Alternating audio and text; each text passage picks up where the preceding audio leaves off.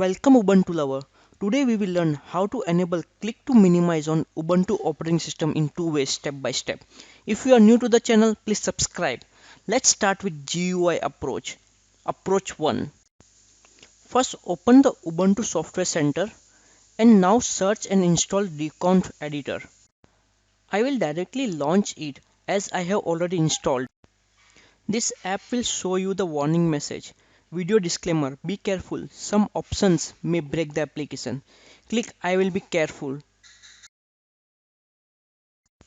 Now click on org, next click on genome, next go down until you find a shell, click shell, next click extension, next click dash to dock, go down and search for click action, click on that.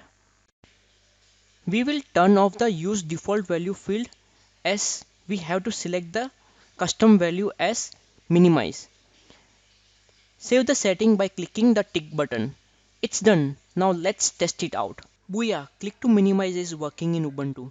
With Deconf Editor GUI, we can change the application internal settings. It's a powerful tool that could break some application if misused. Approach 2 is with CLI using a terminal window. Use the command in red to enable click to minimize.